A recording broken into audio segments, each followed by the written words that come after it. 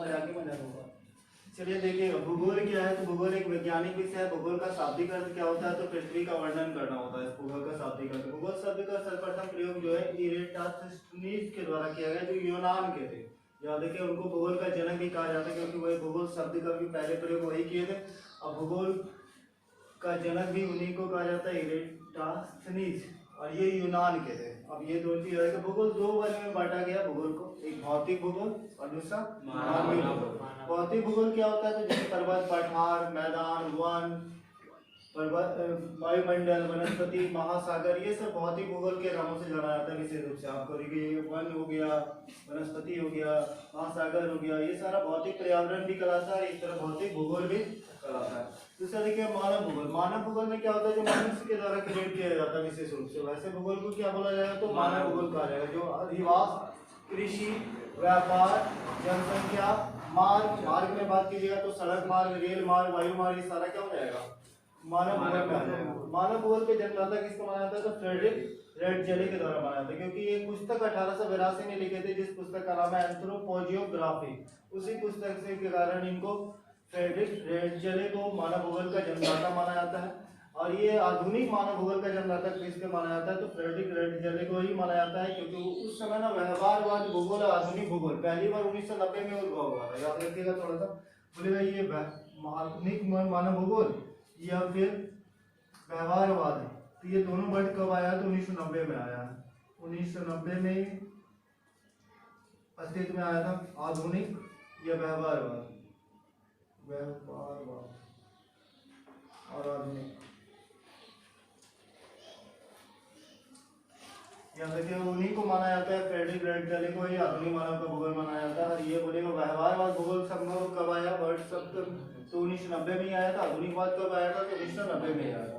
अब ये दो तीन वर्ड याद रखिए, 2 नंबर का क्वेश्चन भी बहुत इंपॉर्टेंट है। संभववाद, ये संभववाद शब्द किसके द्वारा दिया गया, तो लुसियन फैबे के द्वारा दिया गया है। संभववाद का प्रतिपादन किसने किया, तो याद रखिए लुसियन फैबे के द्वारा किया गया। संभववाद होता है क्या, मनुष्य जो होता है ना, साइंस और टेक्नोलॉजी का विकास करके प्रकृति को अपने अनुसार ढालता है। मतलब देखने जाइएगा तो कुछ भी चीजें जो है ना, विज्ञान और तकनीक का विकास किया गया और उसके बाद उसको ना कहीं ना कहीं मनुष्य अपने उपयोग के लिए इस्तेमाल करता है, जहां तक संभव हो सके। जैसे एग्जांपल के तौर पे आप देखिएगा तो हर कुछ जो नेचर के द्वारा प्रदत्त संसाधन का उसके गुण, रूप, आकार में बदलाव किया गया है और उसको अपने अनुसार इस्तेमाल या उपयोग करता है, तो उसी को हम लोग क्या बोलेंगे, तो संभववाद कहलाता है। तो ये इसके संभववाद में महत्वपूर्ण घटक क्या है, तो मानव ही है। तो देखिए मानव का कौशल, ज्ञान, विज्ञान सब कुछ किस पे डिपेंड करता है, मानव के। संभववाद का महत्वपूर्ण घटक किसको माना जाएगा, तो मानवीय घटक होगा, विशेष रूप से याद रखिएगा, क्योंकि विज्ञान में सबसे ज्यादा योगदान किसको है, तो मानव का है। आगे देखिएगा तो नवनिश्चयवाद। नवनिश्चयवाद का प्रवर्तक कौन थे, तो ग्रिफिथ टेलर थे। ग्रिफिथ टेलर कहाँ के थे, तो अमेरिका। अब ग्रिफिथ टेलर की शिष्य थी, जिसका नाम याद रखिएगा, क्योंकि ये नवनिश्चयवाद को काफी बढ़ावा दिया था। नवनिश्चयवाद क्या है, तो आगे समझिएगा, पहले याद रखिएगा नवनिश्चयवाद के प्रवर्तक कौन है, ग्रिफिथ टेलर। ग्रिफिथ टेलर कहाँ के, अमेरिकन का है। और ग्रिफिथ टेलर के प्रमुख शिष्य कौन थे, तो मारी एलन कैंपबेल थे। अब ये जो है नवनिश्चयवाद क्या बोलता है, तो समझिए निश्चयवाद और संभववाद के बीच का मार्ग को नवनिश्चयवाद कहा जाता है।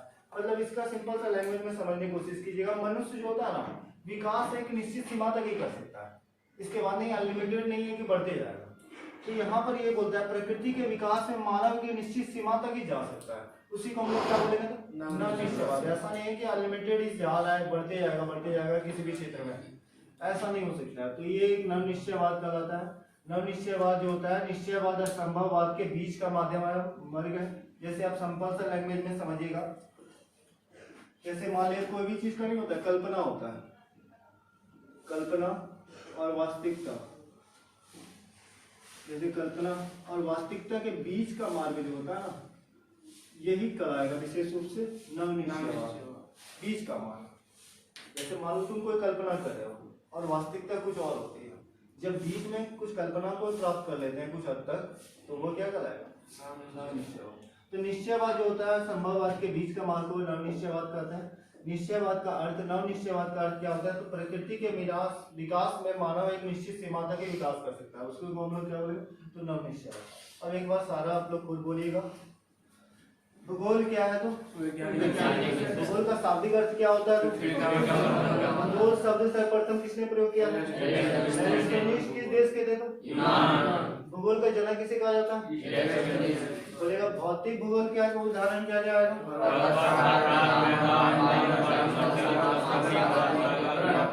भौतिक पर्यावरण क्या होगा तो? ये सारा हो जाएगा। ठीक है। मानव भूगोल के अंतर्गत क्या जाएगा? मानव भूगोल के जन्मदाता किसे माना जाता है? बोलेगा एंथ्रोपोजियोग्राफी पुस्तक किसके द्वारा लिखा गया? एंथ्रोपोजियोग्राफी पुस्तक कब लिखा गया था? आधुनिक मानव भूगोल का जन्मदाता किसको माना जाता है? बोलेगा व्यवहारवाद या आधुनिकवाद भूगोल सर्वप्रथम कब उद्भव हुआ? संभववाद शब्द का प्रतिपादन किसने किया था? संभववाद क्या होता है?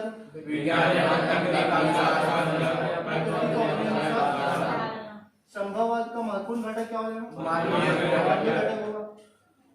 आगे बढ़ते हैं। नवनिश्चयवाद के प्रवर्तक कौन थे? Gregor Taylor.